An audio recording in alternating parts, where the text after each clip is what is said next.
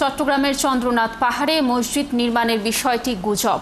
দেশের শান্তিপূর্ণ সহাবস্থান ও সৌহার্দ্যপূর্ণ পরিবেশ বিনষ্ট করতে এ ধরনের অপপ্রচার চলছে বলে মন্তব্য করেছেন ধর্ম মন্ত্রণালয়ের উপদেষ্টা ডক্টর আফামা খালিদ হোসেন।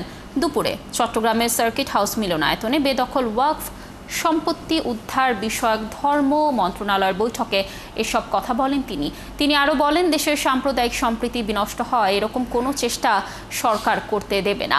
এছাড়া সারা দেশের ওয়াকফ সম্পত্তি উদ্ধারে সরকার অভিযান চালানোর সিদ্ধান্ত নিয়েছে। এর মধ্যে বেশ কিছু বেদখল ওয়াকফ সম্পত্তি উদ্ধার করা হয়েছে বলেও জানান তিনি। এটা একটা ভুয়া, একটা গুজব, এটা হচ্ছে একটা মানুষকে বিব্রত করা।